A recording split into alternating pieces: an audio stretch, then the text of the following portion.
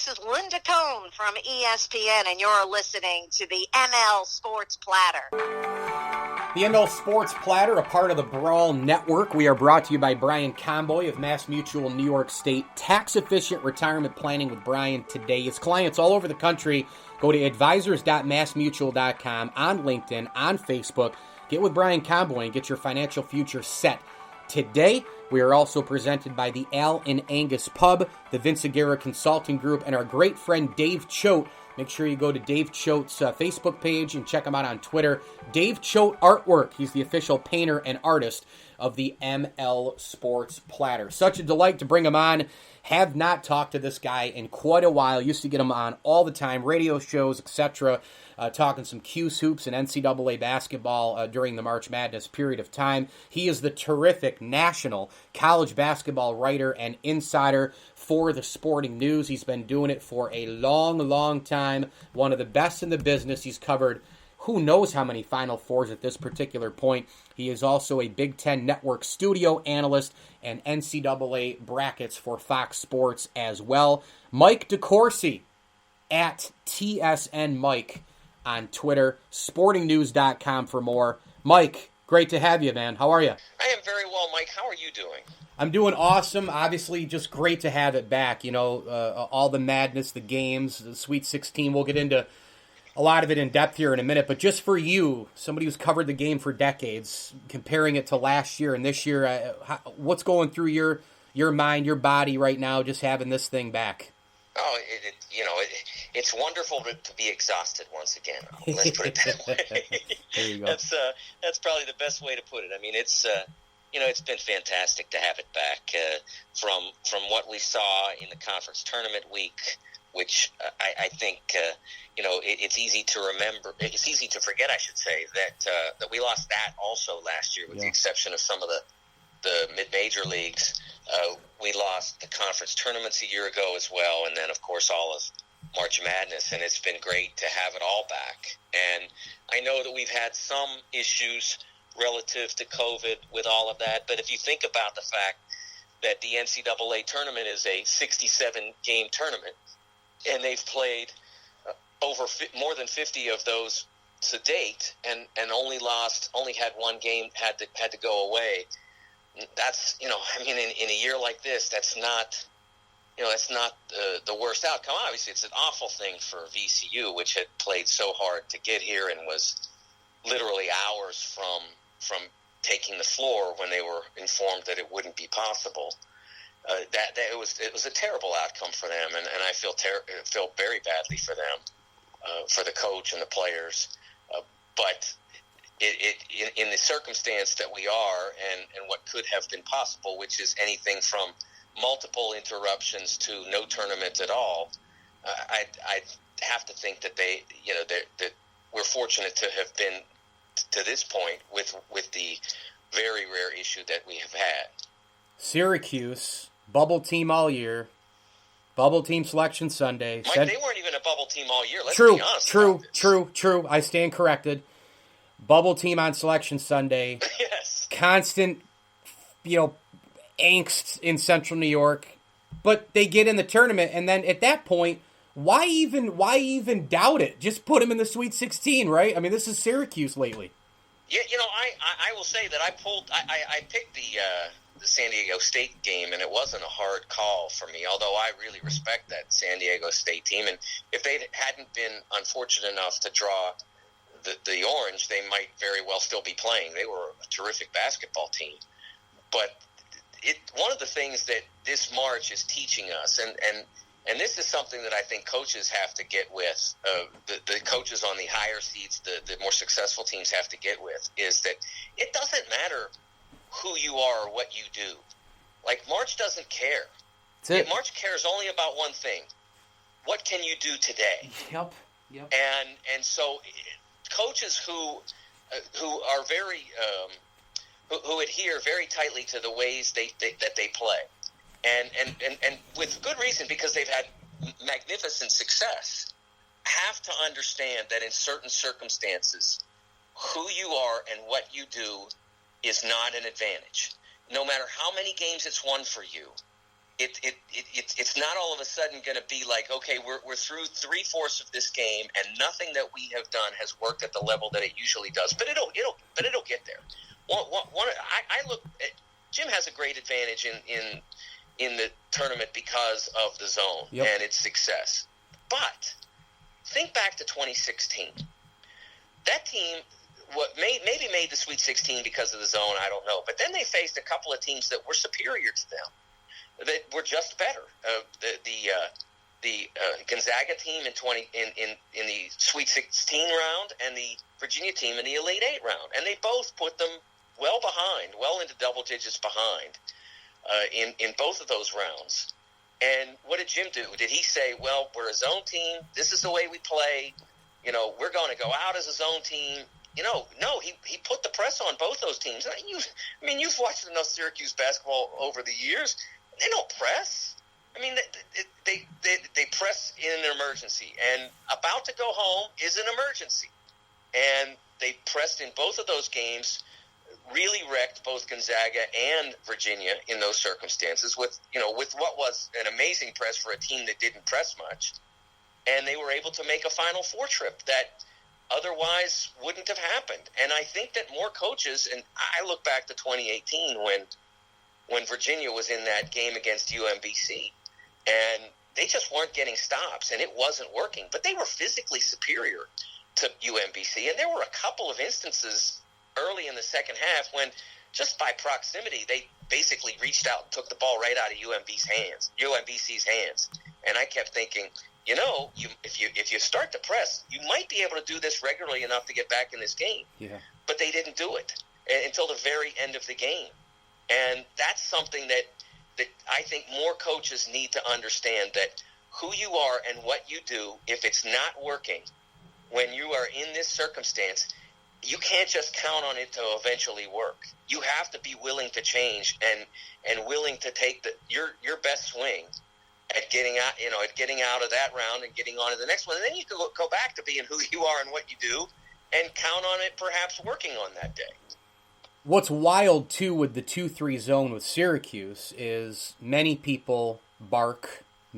those people barking as anti-Boeheim and anti-Syracuse people. Oh, come on. How can you not beat the 2-3 zone? He's been running the same. It's not the same. Every year, it's developed differently based on, I know that they're long and lean in the forwards and the wings, all the big guards and the length, all that stuff. I know that that's what the bread and butter is, the look of it. But he develops it differently. He uses the personnel he has. He changes some things up depending on who's coming off the bench. Usually it's not a deep bench. He works with that. Sometimes it looks like a 4-1, then it's a 3-2, then it's a 2-3, then it's, there's guys all over the place.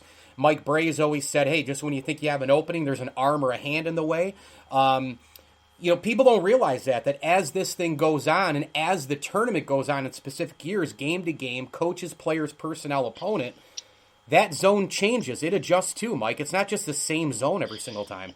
Yeah, that's one of the things that I don't think people understand about it is how sophisticated it is and how it changes not only from game to game but from year to year based on who are the personnel and how it's different when you have one group of players versus another. And it does, in conference play, it's not the great advantage that it is in the postseason because teams do see it, and they see, they'll see it. Like if I'm the coach at, let's say, Duke, so I just made myself the greatest coach of all time.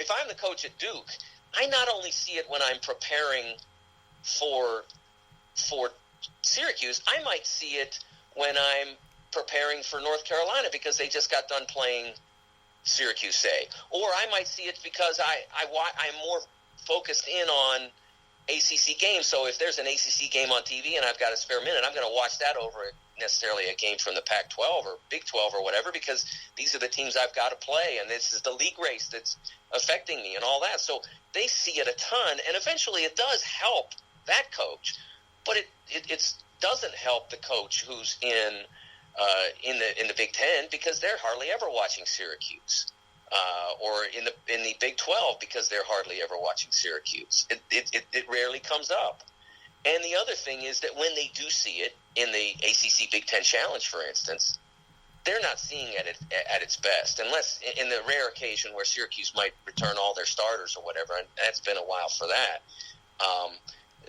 They're not going to see it close to its best because they're going to see it when it's just getting started. And by the time you get to March, it's as good as it's going to get. Because they've had 4 months, 5 months of daily practice on it. Is this Gonzaga's year? I do think so. I mean, so for one, they have the best team, and for two, it has the field has thinned out a little bit from what they might have faced. There are fewer threats out there. Now, some of them are on the other side of the bracket. Some of the threats that have been weaned are on the other side of the bracket, and they'll almost certainly play a great team from the opposite side of the bracket if they make it to the championship game. You don't have Illinois, which was kind of built in an ideal way to deal with what Gonzaga brings. I mean, I think that, honestly, now, having watched the game, I think that Illinois would have done better playing Gonzaga in the second round than they did playing Loyola. It just, the matchup would have been better for them. But they're gone. You got Purdue gone, which I thought had a decent shot. Texas Tech gone. I'm not sure that they would have been able to hang with the Zags scoring-wise, but they're not around any longer.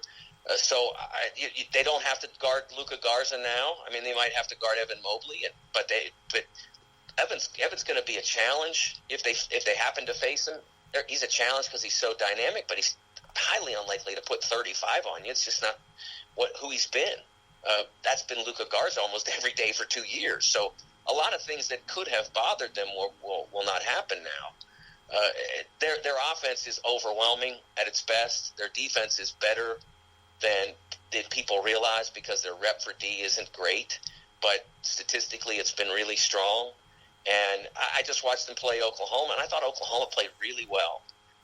Not a great team, but they've beaten some really good teams this year, and I thought they played really well. And you look at it, and you're playing your best, and Gonzaga already has you down double digits. I mean, that's the way it goes because they can score at such a prolific level.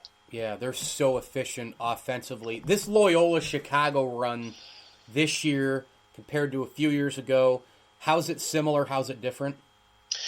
I think first of all, it's different because they've beaten a better team in Illinois than I think if they did in any point I'm sure that at any point in the 2018 run. I mean, they had to go to the very top of the mountain to win this game. Miami was a good team, but not a great team. When they got into the Sweet 16, if I remember correctly, I think they had to play Nevada and Kansas State to get into the Final Four. I mean, very good teams, but not great teams. I think that was a 7 and an 8. So this was much more challenging for them to have to do what they did. They had to be the champion of the ACC tournament and the Big Ten tournament, and they were able to do both. And I think one of the other ways it's different is that they're not as good offensively as they were then. I mean, Richardson, Custer, those guys were really good offensive players. They had, I think Ingram was the other player that they had. They had some really good offensive players on that team. This one is a little bit less prolific offensively, but defensively I think they're better. I mean, they're number 1 D in Ken Palm's efficiency rankings now. They're hard to go against when you have a guy like Ayo Dosunmu can't get anywhere on the floor. I mean, I think he had 9 points in the game. And Ayo specialized in, if they weren't playing well, just taking over. And he couldn't do it. He couldn't get started because Loyola defended him so well. Okay, let's move to a couple of really interesting, I think, things going on in the same bracket. And that's in the East. Michigan and Florida State are left, obviously. I got Florida State in the Final Four. And then you've got Alabama, UCLA. The Alabama-Michigan dynamic is really intriguing to me because Nate Oats is fresh at Bama and because Juwan Howard is fresh at Michigan. Those two guys, that region, the match. You got UCLA in there. You got Leonard Hamilton going for a Final Four here again. I mean, this is really great stuff here in the regional semis. But Alabama, Michigan, those two teams here, Howard and Oats, those guys are becoming quickly, Mike, powerful, big-time coaching names here. What do you like about those two guys? Well, I think that Juwan was our Coach of the Year for 2020-21 at Sporting News, and partly because they had such great success, but also because he conquered an obstacle that very few really do, and that's becoming a significantly successful major college basketball coach after having spent only time as a player and very little time coaching in it. If you look at the history of that person, I work in the NBA, so I can do this college thing. You know, we hear a lot about the failures of Rick Pitino and John Calipari and Lon Kruger and some others, Leonard you mentioned, who've gone from college to the NBA. We hear about those guys all the time, but you never hear about how more regularly they fail going the other way. Mm-hmm. You look at Mike Dunleavy at Tulane, Bob Hill back when he went to Fordham, Clyde Drexler at Houston, Chris Mullen at St. John's, and Avery Johnson at Alabama. I mean, they didn't all fail spectacularly. I mean, Chris just didn't quite work, and Avery, it just didn't quite work. Some of them were spectacular failures. Dunleavy at Tulane was a disaster. Bob Hill at Fordham was a disaster, and those guys are great basketball coaches. But the problem that often is misunderstood by them is that it's not always about basketball when you coach college. Yeah. I put it at about, and it's just a sort of a guesstimate, but I always put it at about 35%. And obviously, coaches themselves would say might have a different interpretation, but I think I got that number from a college coach when and it's been a long time since. But there's so many other things that go into being a college coach, and I'd say that if you're a college coach, at least 50% of your job is being a general manager, and maybe and that's certainly true now, that you have to manage your roster pretty much every day of the year. I mean, it's not just, okay, you got the recruits on the board and the seniors are over here and maybe a couple of guys' names on there because they're pro prospects, and who do we have to replace? Now it's 12 names, 13 names on the board, and any one of them can leave you tomorrow. I mean, that's the truth, and you have to be ready to replace them. And so that part of the job is really time-consuming, and it's challenging, and it's tricky, and you have to be able to manage all that, not to mention the part about making sure your guys are going to class and the responsibility that you have for their behavior that doesn't exist in the NBA. If an NBA guy gets in trouble, it's his problem. If a college player gets in trouble, it's slightly his problem and massively your problem as coach. And all that goes into being a successful college coach, and a lot of guys have missed that when making the step from NBA to college. Who didn't?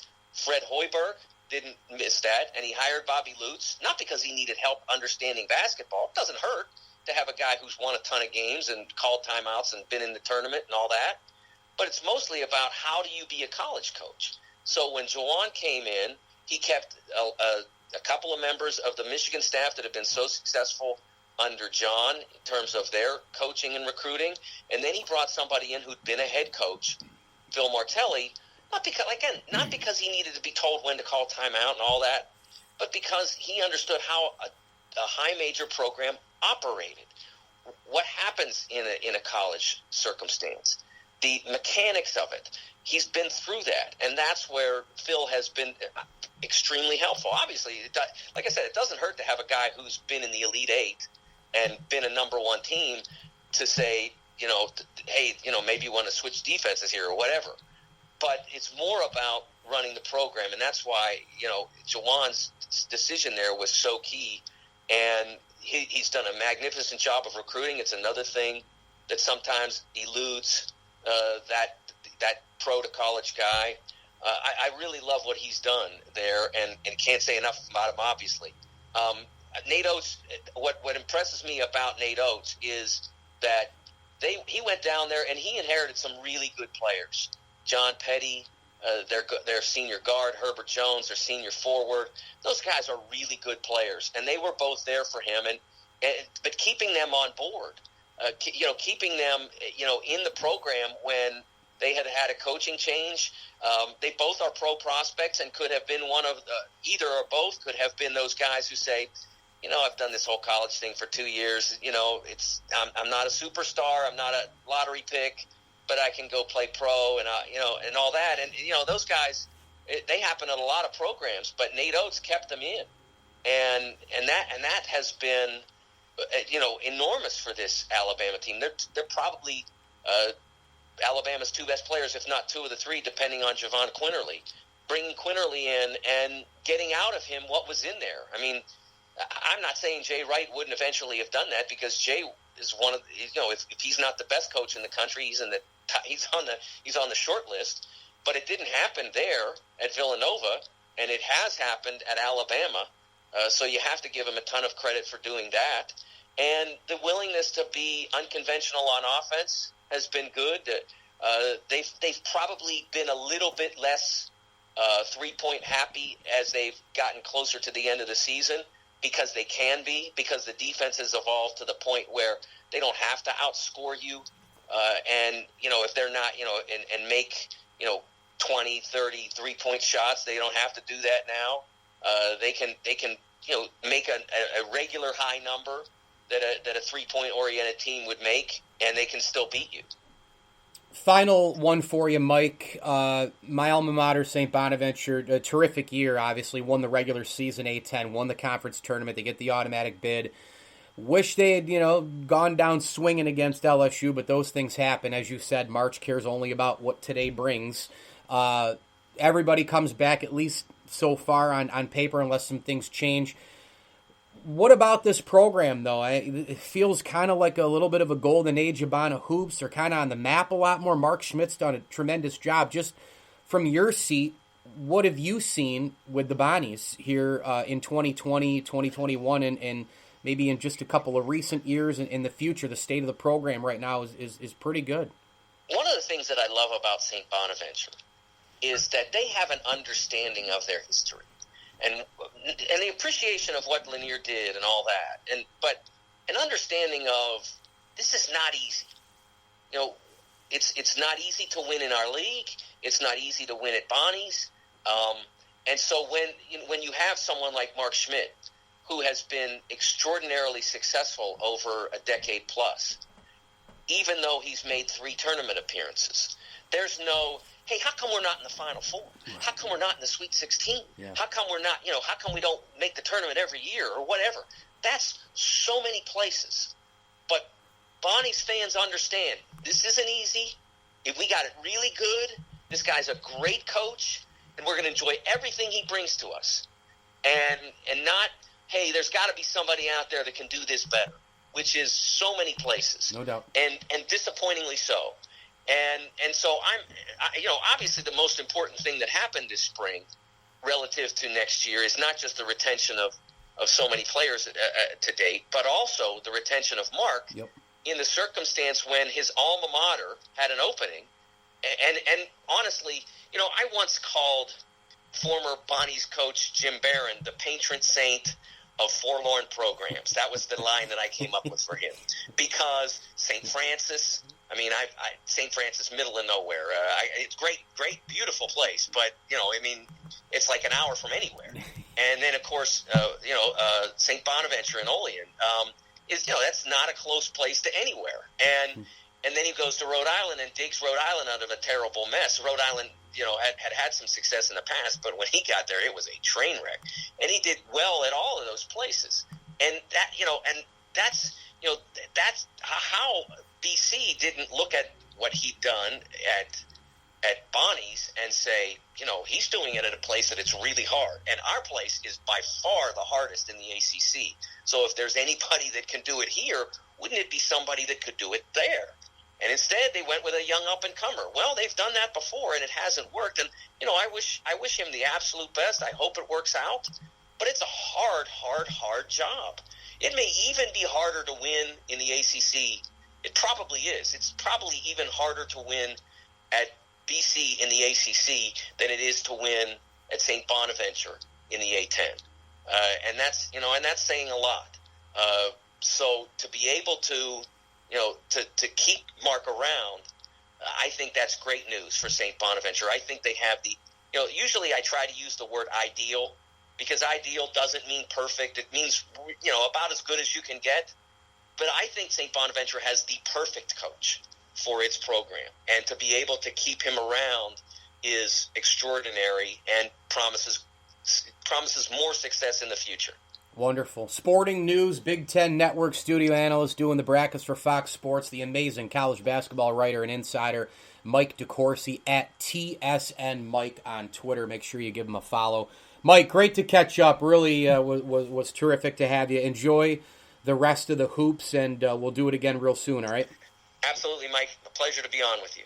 So amazing to catch up with Mike DeCourcy. The ML Sports Platter is brought to you by Stanley Law Offices. Together, they'll work to get you the maximum award. StanleyLawOffices.com. Stanley Law Offices is a proud ML Sports Platter sponsor. A big tip of the cap thank you as well to Hides of Liverpool, Barks and Rec Doggy Daycare, Brian Comboy of Mass Mutual, New York State, and our good pals over at Camillus Golf Club. They're open. If you're in and around Central New York, it's time to go play some golf. I'm so pumped.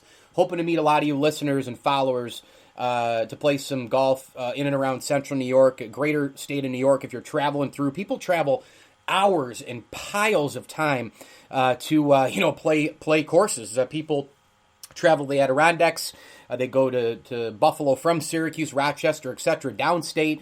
And so Camillus is a great place to be as well. Since 1962, some of the great greens and views in Central New York. Book a tee time, play golf, check out the shop. Make sure you grab a burger and a beer afterwards at the amazing pub that they have there right on site. You can e-gift shop online as well. Contact them online. CamillusHillsGolfClub.com. CamillusHillsGolfClub.com. Camillus Golf Club is a proud ML Sports Platter sponsor. Hit me on Twitter at Mike L Sports. Be on the lookout for my ML Sports takes and 9-Minute with Mike Lindsley videos all over Twitter, Facebook, TikTok, YouTube, and IGTV. The ML Sports Platter is a part of the Brawl Network. As I always tell you, enjoy the games.